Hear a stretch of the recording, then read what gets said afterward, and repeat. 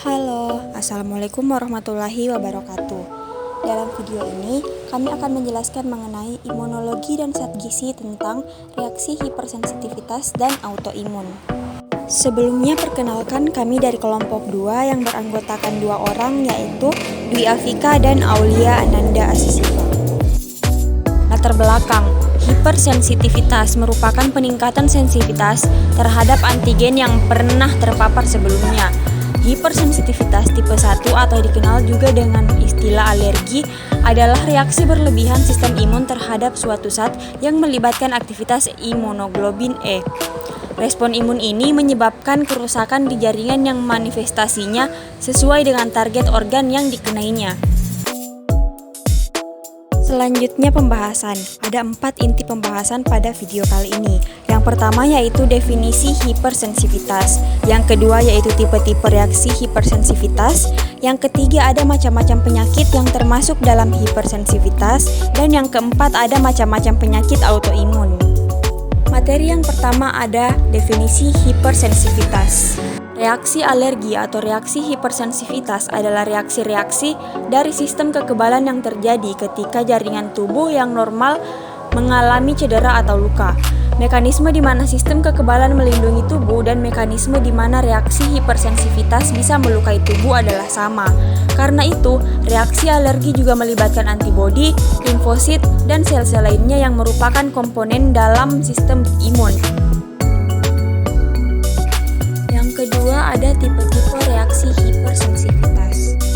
Reaksi yang pertama yaitu hipersensitivitas tipe 1 atau reaksi cepat, di mana reaksi ini merupakan reaksi yang muncul segera setelah alergi masuk ke dalam tubuh. Disebut juga reaksi alergi, reaksi anafilaksis, dan immediate hypersensitivity. Reaksi ini dapat mengakibatkan gejala yang beragam, mulai dari ketidaknyamanan kecil hingga kematian. Komponen seluler utama pada reaksi ini adalah sel mast atau basofil. Reaksi ini diperkuat dan dipengaruhi oleh trombosit, neutrofil, dan eosinofil. Adapun penyakit-penyakit yang disebabkan oleh reaksi alergi tipe 1 ini adalah yang pertama konjungtivitis, yang kedua ada asma, yang ketiga ada rinitis, dan yang keempat ada anafilaktik shock. Tipe yang kedua yaitu reaksi sitotoksik atau sitolitik. Reaksi ini terjadi karena dibentuk antibodi jenis IgG atau imunoglobin G atau IgM atau imunoglobin M terhadap antigen yang merupakan bagian sel pejamu pada permukaan sel dan matriks ekstraseluler. Kerusakan akan terbatas atau spesifik pada sel atau jaringan yang secara langsung berhubungan dengan antigen tersebut. Hipersensitivitas dapat melibatkan reaksi komplement atau reaksi silang yang berkaitan dengan antibodi sel, sehingga dapat pula menimbulkan kerusakan jaringan. Selanjutnya, hipersensitivitas tipe 3, di mana ini merupakan hipersensitivitas kompleks imun. Hal ini disebabkan adanya pengendapan kompleks antigen antibodi yang kecil dan terlarut di dalam jaringan. Hal ini ditandai dengan timbulnya inflamasi atau peradangan. Pada kondisi normal, kompleks antigen antibodi yang diproduksi dalam jumlah besar dan seimbang akan dibersihkan dengan adanya fagosit. Namun, kadang-kadang kehadiran bakteri, virus, lingkungan atau antigen yang persisten akan membuat tubuh secara otomatis memproduksi antibodi terhadap senyawa asing tersebut sehingga terjadi pengendapan kompleks antigen antibodi secara terus-menerus. Kasus lain dari reaksi alergi tipe 3 yang perlu diketahui menyebutkan bahwa imunisasi atau vaksinasi. Selanjutnya yaitu reaksi hipersensitivitas tipe 4 atau reaksi lambat. Reaksi ini dapat disebabkan oleh antigen ekstrinsik dan intrinsik atau internal.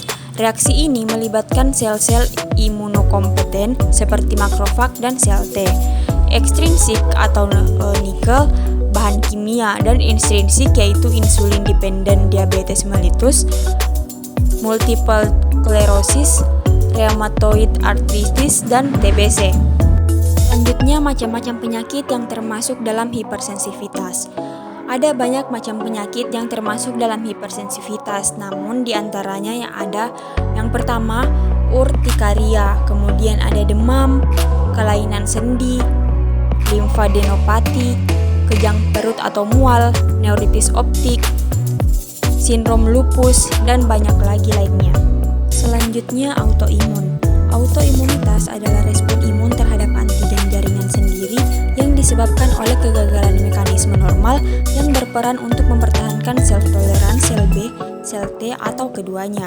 Potensi untuk autoimunitas ditemukan pada semua individu, oleh karena limfosit dapat mengekspresikan reseptor spesifik untuk banyak self-antigen. Adapun penyakit-penyakit autoimun yaitu ada lupus, penyakit Graves, psoriasis, multiple sclerosis,